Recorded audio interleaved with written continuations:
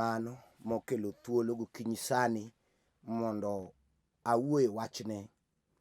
Adwa na wuoye mar Jo-Ibrania 4 matindo 12 mawacho niya, wach Nyasaye ngima kendo tiyo. Kanye madwa natie kende. Wach Nyasaye ngima kendo tiyo. Adwa nabed na kama awachono ka ok asomo mang'eny ma samoro isega somo ming'eyo. Nyinga gin Bishop Samuel Maroche Ogola, aja Asembo Kanyakala. To Ruoth okela ka mondo awuo kodi e wach mondiki e muma.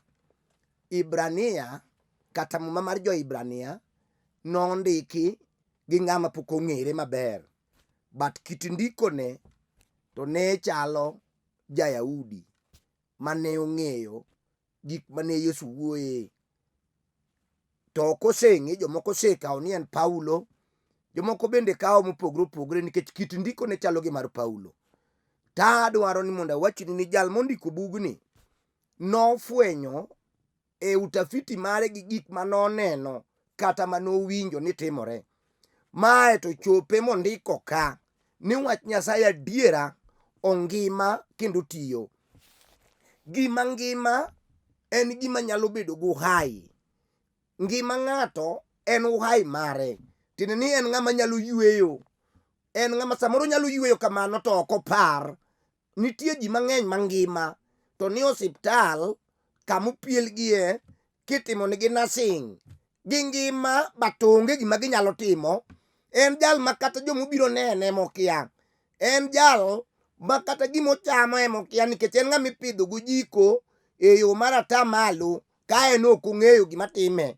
Mano bende nyalo bedo gima ngima. Ne wan gi gik mangima mopogore e pinyni. Wan gi le, wan gi kute mineno gi ma ok ne, wan gi winy kor polo e lwasi ka. To jogigo te gi ngima. To gin gi pogruok nikech dhano paro molo winyo, to dhano paro malo le. Koro bedo ni gik moko ngima te. Tadwa na wuoye mangima to ae to tiyo. Apako Nyasaye maduong'. Apako Jehova mar lweny. Apako Ruoth momiya fwenyruok mondo awuoye wachni. Ne gima ngima nyalo bedo mangima to ok oti. Koro ka nitie gima ngima manyalo tiyo. To wach Nyasaye king'iye to en wach. Wach ok nyal bedo mangima. Adiera gimondiki e buk kata e pepa kata gimowach e dhok owuok ka en wach. Ok obed mangima nikech en wach. To wach mar Nyasaye to muma wacho ni kowuok e dhok to tiyo kendo inene ka gima ngima. Adiera wawuo. Wach owuoyo gi Musa e thim kani e piny Midian ka kwayo rombe Jethro maore. To wach mowinjo e bungu ka wach wuoyo. Ne ok oneno dhano gi wang'e. Nowinjo wach. Ka wach golo weche e dhoge. Kiore e piny Misri odhi ogol jomotwe gi Farao momak kod nyoroche madongo matimo gik ma ok owinjore gi tim. Oket gi tich ang'enge gachune. Wach neno ka joka sandore. Mon mayach machiegni nyuol oket nyono matafaru to ting'o. Onge gima ginyalo wacho nikech ginie sandruok gi wach matek momako gi. Farao ramo ni jo manowuok e gund Joseph nyaka ketie twech kik gibed ruodhi. Otam gi dhi sikul. Nyasaye oneno to lokre wach. To biro ni Musa e bungu kowang' kaka mach ligega. To ae to ng'iso Musa. Musa winjo wach. Ni winj Musa. Kama intie no ler. Gol wuoche adwa ori. Wach wuoyo. To Musa winjo wach. To wach koni Musa ni kora ori e piny Misri. Aseneno ywak joga. Ka ywak matek. Mon tho. Nikech tich ang'enge. Farao kia mon moa e nyuol. Maternity okia. Otero nyono matafari to ting'o. Tij sandruok. Tij ywagruok. Aneno kosechopo mbele na. Adwaro na ori dhiyo. Musa ne ok odhi gi joami. Musa ne ok odhi gi polise. Ne ok odhi gi jo GSU. ne ok odhi gi Joana hewa kama nodhi gole jo Israel e lwet Farao. Nok odhi gi lweny machalo tonga baja gi mag dinda. Ok nodhi go kumba. Noonge kuot. Ok noting'o bunde. Kiaji 347 ne ok oting'o. Nodhi gi wach kende. Oting'o wache modhigo. Ong'eyo ni wachno nigi teko gi nyalo. Ong'eyo ni wach moting'o pok olo be ok nolo. Musa ong'eyo nikech jal maore owachone ni an en an. Ane antie ka piny podi. Ne antie ka bar kod nam pok obet. Ne antie ka le modak e nam nyangumi nyaka nyangirao pok obet. Ne antie ka le manie bungu kamoting'o jowi magwar kod tiga pok obet. Ne antie ka gik minene lwasi machalo winy pok obet. An ema seori. An en an. Tiende ni an wach Nyasaye. Tuo dok ni simba madhod Juda. Musa noting'o wach kende. Kochimo go ka Farao tir. Ochimo go palace. Mirito gi polise. Mirito gi intelligent. Mirito gi jo GSU. Rito gi joma nigi malo. Obuongo mar security. To Musa to dhi kaonge jeshi. Jeshi mar polo. Ema noluoro Musa. Ma wude Yukabeth madhako. Odhi gi wach koting'e dhoge. Okone wach ni madhi muomo go gate. To wach ni madhi chopo go mbele Farao. Kata en gi jo GSU moluore. Odhi neno Yesu. Jal bating'o. Maduonde wuok aora. Wach ni. Odhi wuoro ka wach kende. Miya chope mbele ne. Bedo ni na wuok e yo achwanyo. Mana ringa dhi apondo higni 40. Taduogo kan ng'at mowar. Aduogo kan jal mowinjo wach. To ting'o wach. Ok aduogo ka janek. Manonego jamisiri. Aduogo kan ng'ama lokore. Aora. Tating'o loch Nyasaye lweta. Tating'o wach e dhoga. Kawuono. Farao biro golo jo Nyasaye e twech marang'enge. Ka giwuok oko. Tuo dok ni simba madhod Juda. Manyakwar Jesse. Musa nodonjo ka Farao. To wach ema nochimo go Farao tir. Ukoni Farao winja. Nyasaye mar jo Ibrania. Nyasaye mar Abraham. Nyasach Jakobo. Nyasach Isaka. Shadrach Abednego. Nyasaye no emoseora mondo wachni niya. Igol joge. Odhi otine. Kawuono ibiro gologi. Farao ne yo wang'. Ukoni Musa ochaya. Musa bong'eya adier. Kaka an gi Joami. Bong'eya kaka orita e palace. Bong'e teko ma an go. Jalni boseng'e adiera. Giga mag lweny manyalo bedo go. To mang'a mobiro mana gi Aaron owadgi. To biro mana gi Miriam. Mang'a. Mobiro mana gi Jethro ma jaduong'ne manyuolo ne dhako. To gi mar mare. Musa ni bong'eya adier. To Musa donga pano ng'eya. Nikech nodak ka. To ere kaka rwenye dakika matin ni. Uparo gik madongo modwa timo Musa. To Musa ong'eyo ni wach Nyasaye ok jamiriambo. Ondikie Muma ni we mondo piny obed jamiriambo. To wach Nyasaye to sika en adiera. Tuong'o dog ni simba madhod Juda. Manyakwar Jesse nyakwar Obed. Yeso no. Musa nong'eye. Okoni kawuono lweny lich. Sama ne odonjo ka Farao. Farao dagi. Musa ok abi gologi. Ing'eyo ni kang' ochopo. Abiro kelo Joami. Musa no kelo. Ajuoke. Mondo bi one Nyasach Musa. Obi omwony Musa kangima. Obi otiek Musa. Sama na ajuoke obiro. Mokelo thuonde. Kara gikelo thuonde. Ma thuond Musa ne dhi muonyo. Musa ne nigi thuol. thuondo na abiro wacho ni go en thuolo ma kong'awe wi got to tuoche chango te. Musa ni kode nomuonyo thuonde mag ajuoke manokel mondo nege. Apako Nyasaye maduong' manomiyo Musa wach. Musa notiyo gi wach kende, to wach kende mane Musa otiyogo no nokelo lokruok. Ami mag polo nolor ka Farao, ka ok odewo ni Farao nigi ami machal nade. Ogwal nobedo ami. Chieng'o no Nyasach polo nogore ka Farao gogwal. Ogore ka Farao gi lwang'ni ma kama ketie onge. Ogore ka Farao gi pi motimo remo. Nyasachwa lwenje rach kochimi gi lweny. In makori tek, ma wi tek tamri lokri. Mimo nyithindo moa sikul e Milano tinego. In ong'eyi ni in ng'ama rach. Ka mirimb Nyasaye ochimi tir gi ami mag polo, okibitony. Dwani ringi donji e Yesu ja Nazareth. Yae timbe mitimogo, nikech Nyasachwa nigi ami mapek. Tuong' odog ni simba ma dhod Juda, ma nyakwar Jesse. Muma wacho niya, wach mane Musa wacho nokelo ami mag polo. Nogore ka Farao honni 10. Tiende ni gin ami mag Nyasaye mopog 10.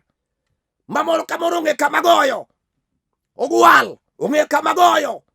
Lwang'ni ong'e kama goyo. Pi remo ong'e kama goyo. Tho nyithindo ma yawuoyi makayo ong'e kama goyo. Gin jomopangi kowuok e polo. Gima nomul ng'ama ler kata ng'ama war, polo nokel ami. Gimomulo ng'ama war, polo nokel gi lweny. Gimomulo ng'ama oluoro Nyasaye, polo nochul kuor ne joma sando joma oluoro Nyasaye, ne joma sando nyithind kiye gi mondo liete, gi jochan nikech position ma gintie. Polo nigi joami. Apako Nyasaye maduong'. Adwa nadhi kodi ni wach Nyasaye ema Musa notiyogo. Chieng'o no Farao nong'eyo ka wuode manogeno ninde bade. Nyasaye no ok odhi gi teko mar lwedo mar chamo kuon, be ok odhi gi bat motimo bati mating'o chuma. Nyasachwa dhi gi wach kende ema ne Yesu nigo.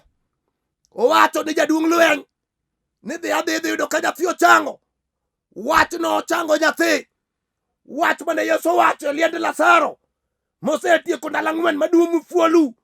Nogolo Lazaro e liel kochimo chokruok maduong' mane nyiminene nitie gi Yesu gi jopuonjre ne.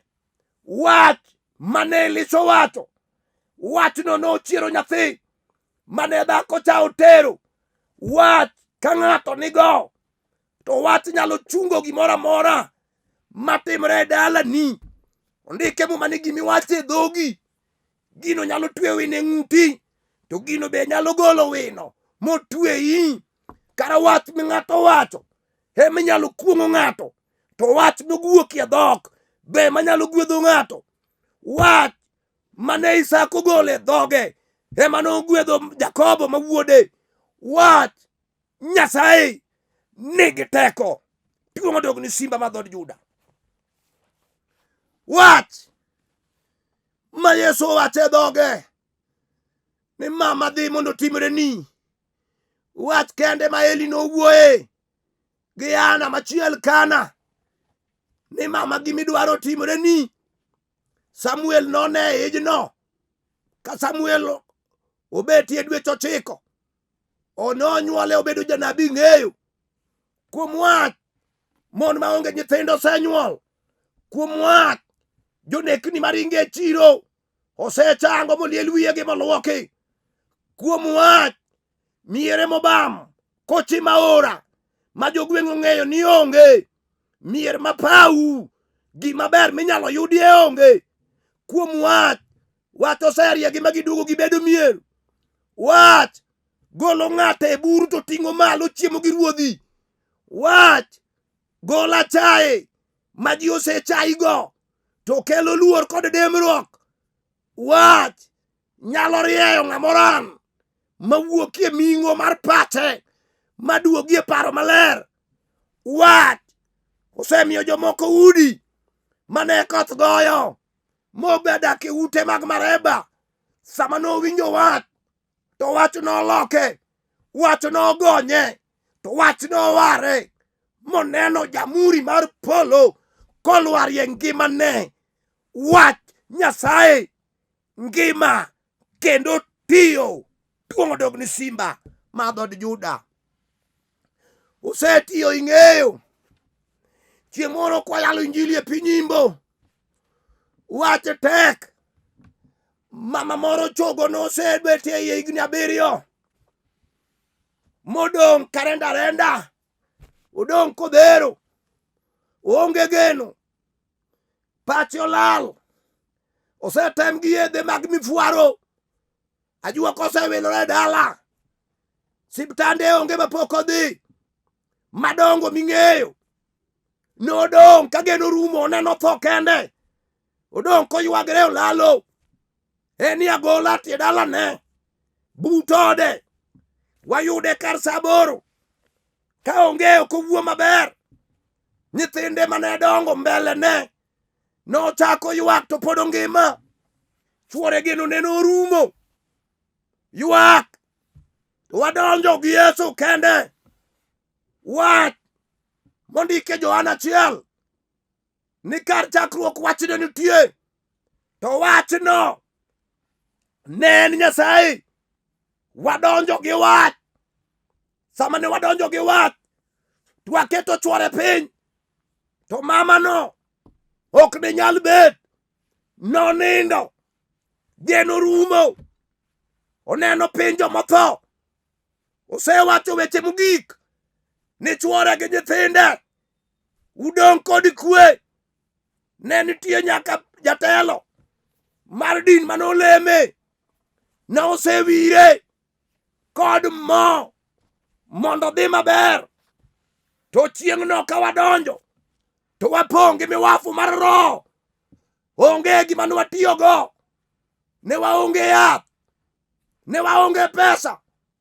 Rieko mang'eny mag pinyni ne onge. Ne wating'o wach kende. Ka wapong' gi miwafu to watimogo mamano kamobete. Kama noninde no. To waluongo nying Yesu. Ma Petro ka Jona noluonge dho hekalu. Tijo 3 ne waluongo Yesu. To sano ne waneno kama macha. Kama noninde no. Ochako tetni. Kagima chunye a. Kara nitie wach mawirni e iye momake. To dakika matin ne dhogi ong'amore. Mowuoyo. Mopenjo ni chuora ere. Ne waluongo chuor haraka. To dakika no. Nokwayo gima docham. Nomiye. Noae dalano. Saa 11 odhiambo. Ka dhako nowuotho. Osea pien nyalo wuotho. Kara wach Nyasaye nigi teko. Wach Nyasaye ngima kendo tiyo. Duong' kod pak gi loch gi teko dog ni Simba ma dhod Juda. Wach nyalo jolweny. Aromo gi mama moro Kisumo. Moseriembi. Kech onge nyathi. Higni 13. Nyathi onge. Machuori okendo ne mon 2 bang'e. To dhako ka dhako. Kodonjo to nyuol. To en onge go. Nowinja kawuoyo. E chokruok mar saa 8. E nyoluoro mag udi. To bire chokruogno. Notimo neno. To kona ni jalweny. Wach man go dwaro oda. Kitieko to wadhi. Nwating're jolweny kodhi ode. Odhiambo saa 1. Mama ni. Ne waketo piny mwuoyo go. Mana kum wach mondiki. Mawacho niya. duto te nyalre kuom Nyasaye, kata noseyanye ne ok wadewo, kata nyuola nitie kama nosekete sami pogo gik moko ne ok wadewo. Higni manosetieko 13 kuom dhano to higni go ng'eny, to kuom Nyasaye higni go tin. Nyasaye katimo ono ok ang'eyo higni misetieke chandruok, odonjo to timo. Mama ni ne wawuoyogo ang'inya wach Nyasaye, to dakika no Nyasaye nowuoyo wach kende. Kotieko dweche 2 ogochonwa, jolweny aneno gimoro chida e denda ka. Wakoni winy mama, dhi pim e osiptal, ing'i ka nyathi nitie kata onge. Nogochonwa owachna niya, an gi nyathi ma jadwe 1 e iya ka. To ere gima tek mama min miwinja, kata dichuo in miwinja, wach Nyasaye nigi teko. Owachno ngima kendo otiyo kata sani. Ere gima ok ditamre. Glory to God. Nyalre kuom Nyasaye. Duong' odog ni simba mar dhood Juda. Wach Nyasaye ngima. Yawuoyi 3, Shadrach, Meshach kod Abednego, ochimo lweny e piny Babulon, piny mawendo. Giwacho niya, wasedonjo e piny ni wan mabuse, to Nyasachwa nitie. Nyasaye mobaro nam kowuok e piny Misri. Nyasachwa nitie mopidho jowa gi mana e thim kawuotho. Nyasachwa nitie mano ochung mula e got malo ma joma tuo ne chango. Nyasachwa nitie, ok wabi kulore ni Nyasaye machielo. Nyasachwa nitie mano golo pi e Lwanda ka Musa chwado ma jo Israel omodho. Nyasachwa nitie mano golo mana e thim malo ka jo Israel kech kayo. Nyasachwa nitie, ok wabi lamo Nyasaye moro, waseramo. Nyasaye achiel ema wabiro lamo. Nyasach Musa ema wabiro lamo. Jakobo, Nyasach Isaka ema wabiro lamo. To molosi ni Dagon ok wabi lamo, wasedagi to wuoyo ramo. Okoni kata tek we watho. Eri ng'ama otho e wach Nyasaye molo ng'ama otho e richo. Duong' odog ni simba mar dhood Juda. Duong' odog ni Ja-Nazareth. Yawuoyi ochoko chir, to giwacho e dhoggi ni ok nonyalre. Otem ka gimisundogi. Giwacho ni winjuru omiyo emera. Winjuru wawachnu wach. Nyasachwa biro konyowa e majno. Mumokono obiro konyowa ogolowa oko. To kata ok ogolowa, ok wanakulre ni Nyasach Dagon. Wasedagi. Wadagi. Yawuoyi nokawo kargi 3 yud joka Juda. Yawuoyi mong'e Nyasaye mowarogi. Ging'e Nyasaye mosemiyo gibedo ji. Nyasaye mogologi achaye kod nyiero. Nyasaye mogologi tuoche kod achaye. Nyasaye mogologi piny kating'ogi malo. Nyasaye momiyo gibedo ji. Nyasaye mogolo wichkuot mar anyuola. Nyasaye mogolo ayany. Nyasaye momiyo giyudo nyithindo. Nyasaye mochango tuoche mane iparo ni dhi negogi. Nyasaye mokalo kodgi. Yawuoyi gi oramo. Okoni winji kata tek ok wanatim. Wacho wuok e polo. Yawuoyi nodonje mach. Sama ne gidonjo, wach mawuoye nolokore dhano. Ondike Muma ni wach Nyasaye ni kar chakruok wacho ni nitie, to wachno nodoko dhano. Nodoko dhano e mach.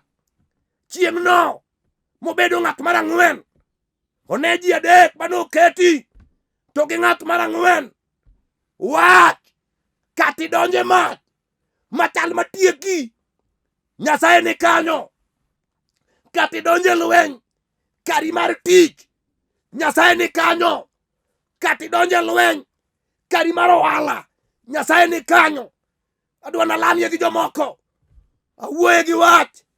Wach ong'eyo kama adwa kete wach ni sani. Awuoye gi wach. ung'eyo kaka dwa goli oko e otodo mar umimbi mar chandruok mochimo ngimani. Mane madwa nalamnie Nyasaye. Riaria badi kochimo tije tir. Awinjo kamiwafu mar polo oseuma. Dwa nalam ni ng'at machandore, ng'at modong' nyamwasi, ng'at maonge mbele wala nyuma, ng'at ma ji oseyanyo gi anje te. Oneno ka geno rumo. Wach nitie dwa joli sani. E nying Yesu Kristo ja Nazareth. Agoni erokamano Ruodha. Apako teko man kuomi. In wach adiera. Iori to timo. Aori kuom dhako marier bade TV no. Aori kuom dichuogno sani. Aori kuom kijana no. Aori kuom nyathi mineno no. Ma chandruok ochamo kod fis. Nyathino dong' nyamwasi, nyathi kich. Nyasaye rie badi kuome sani. Wachni mondo konye kama entieno. Wachni ogoli okol mar Satan. Wachni omiye kwe. Wachni omiye odag maber. Wachni omiye geno. Nyasaye wachni ochange. Wachni Nyasaye ochange one lokruok e ngimane mar kend, e ngimane mar dak e dalano, e ngimane mar ohala, e ngimane mar tich. Nyasaye wachni otimie ono. Nyasaye maduong', erokamano ja Nazareth. Parie ja oda Maslin Maruchi kanie piny Nairobi. Nyasaye parna mama monyuola Helido Wino Nyalango kanie piny Rambugu kanyo Kanyakala. Parna go Nyasaye, ting'na go malo. Jehova mar polo parna Colin Todero maguda Ugenya nyaka Nyasembo manyar wera. Parna Eunice Nyasaye manyara lego muteda lego. Jehova mar polo parna jatich Nyasaye mawuodo dera kanie piny Kabiria. Amos mawuodo dera kanie piny Kabiria. Parna James mawuodo jaka Nyamwa kanie piny Ng'ando. Ting'na jotich Nyasaye go malo. Parna Martha manyar Ugenya kanie piny mar Ng'ando. Apako Nyasaye maduong' mar yuoro. Erokamano nikech isetimo e nying Yesu Kristo Ruodhwa. Amen. Wach ma wacho en ma. Samoro nyalo dwaro mondo alam ni Nyasaye wach ma in go. To mae namba mitiyogo 07 400 87 57 5. Anuoyo 07 400 87 57 5. Kigona bano tiyuda gisane ayalo wach Nyasaye Nairobi kamiluongo no Olympic Kibera. Nyasaye mondo gwedhi kigochona. Amen. Shalom, shalom, shalom.